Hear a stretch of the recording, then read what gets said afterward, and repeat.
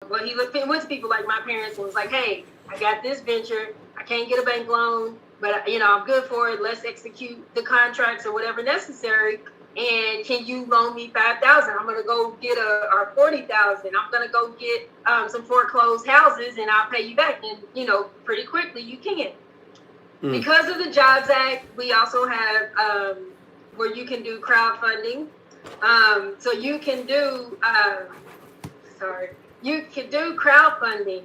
So I always say that GoFundMe is not an insurance policy. GoFundMe is not an insurance policy, but sites like GoFundMe, like Kickstarter, may be. So you can crowdfund where people basically give you money or put money into a fund for you to use to start your business. And because of the Jobs Act, you're able to do debt and equity, which we'll talk about a little bit in a minute. Do you want to interject, Dr. Watkins? No, I was going to add a few things to it. Did you want me to add now, or do you want me to wait until you go through the list? No, give me a second, then I can. Microloans. So just like crowdfunding, there's like Kiva Zip, I think is what it ends up being called, but I put it on here as Kiva. Kiva is a program where you crowdfund from people. So you get $25 from this person, $5 from this person, $10 from this person.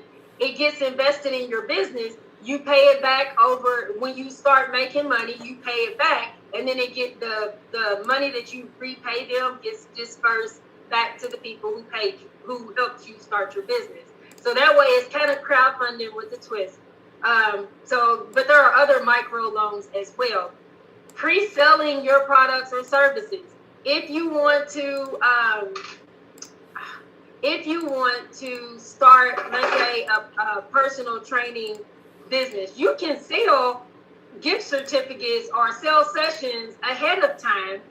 Use that money to buy your, sell 5 of them, buy your max, sell 5 more, rent your space or do a group space. Pre-sell your products, pre-sell your services. Small Business Administration, SBA.gov, should be a tool that you use. They do have microloans there and other programs, such as if you attend a class on business credit, then you'll be eligible to get a small $1,000 loan with a 0% interest, things like that. They have loans, they have some grant money, but look for those things. You can get a business line of credit or use a personal line of credit. We'll talk in a minute about business line of credit a little bit more, but you can get business credit. It may not be millions in business credit, but just like your regular credit, you can start with that. You can work with vendors on billing you and letting you pay later, like net 30 or net 60, whatever you talk about. And payment arrangements with your potential customers where you get a big portion up front and you pay as you go, or they pay as you go. And then investors, both debt and equity. So, okay, go ahead. Sorry. Are you ready for me? Okay. I didn't want to. Go ahead. I'm gonna yell at my grandson real quick because he's sitting in the room humming. Oh, go ahead. So I'll take over from here, Nicole. What I'll say is some other things you want to think about. I mean, because raising money is a big deal.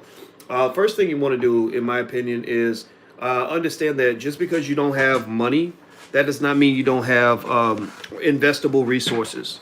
You do have investable resources. I mean, first of all, you already have $100,000 a year because you got a $100,000 a year employee called you that's already committed to the business, right? Most people that raise a lot of money for their business, first thing they do is they go hire a bunch of people. Well, you've already got yourself as one person who's dedicated to the business. That's a huge asset for your company. And if you're lucky, you might have partners or siblings. When I first got started, I had my brother. My brother came and helped me out a lot. That was huge. That to the tune of literally, hundreds of thousands of dollars, because I had another dedicated person to help me get things done.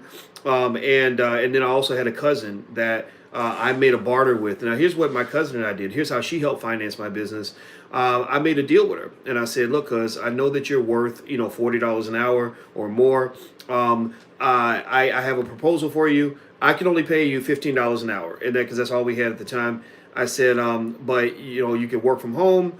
We can do an IOU where you take $25 an hour, you just keep it in an IOU, and I'm good for it. Your cousin doesn't look at your credit rating. Your cousin looks at what kind of person you are. And I said, I'm good for it. I'm going to pay you back. And if you will work for me for a lower rate right now, then I will make sure that within a year, you will get your money back. You will get all the money I owe you. So that's how I got another highly trained master's degree level team member for my team.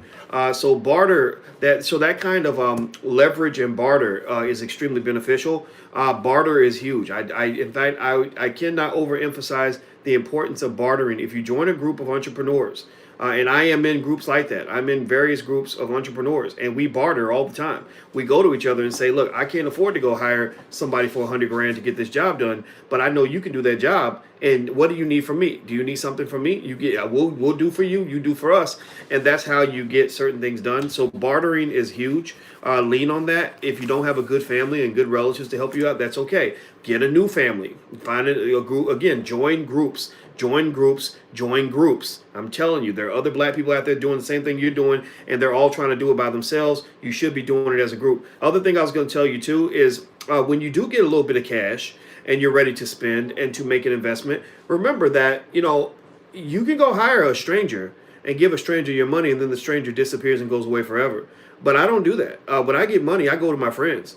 I go to the people either that I owe favors to, or and promise to look out for them, or people that I want them to owe me a favor, right? So I'll come to them and say, hey, I want to support your business. We're looking for a person who can do this job. I have this money. I'd like to get that money to you, because when you circulate money in your own little community, you're winning. We talk about circulation within the black community at large, but also you got your own little black community right around you. Circulate your dollars. Go to, when I spend money either with my core team, or if I can't find somebody in my core team to help me out, I'll find somebody in my outer layer, people that we're associated with, that we've done business with.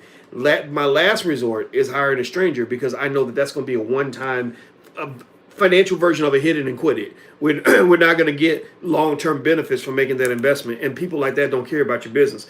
The other thing I would say is there are lots of online companies now that are smart in the sense of the fact that they know how stingy banks can be. They know how banks can be really overly conservative about loaning money. And I've seen businesses that have significant cash flow that still can't get a bank loan. Well, guess what? PayPal's making bank loans now. PayPal, in fact, if you're getting most of your transactions through PayPal, PayPal will send you a letter. I got a letter today. I can show it to you. Oh, they'll give you credit. And so does Square. Square, PayPal, Shopify. Square, PayPal, Shopify, Cabbage. Like if you're making money, they find out if you're making money. So if you got a business that has revenue coming through PayPal, PayPal's gonna be like, hey, you need some working capital? We'd love to help you out. Now the interest rate ain't gonna be a prime interest rate, but it could give you. It's still not bad. It comes straight out. So they take like 10% or 5% of whatever money you have that comes in. So you don't even have to worry about writing that check every month if you don't want to. They're just going to take it off of what you're making. Yeah. So I think they're not doing credit checks. Right. So I think the key idea is to not think that you're limited on getting capital just because you don't have a lot of money. You're not limited just because you don't have the best credit score. All creditors care about when they loan you money is, are you going to pay me back, and how do I figure out that you're going to pay me back? PayPal does not look at your credit score. PayPal looks at how much money is going in your PayPal account, and they know they control your PayPal account, so they're comfortable getting their money back. Your cousin or your relatives or your friends, they just look at your character. We don't know our relatives' credit score, but we know whether or not they are credit worthy. So by just being a good person and doing good business, you'll find that eventually people will step up and want to loan you money. So those are my thoughts on that. I'm gonna be quiet now, Nicole. I'll let you go ahead. And one of the things that I had talked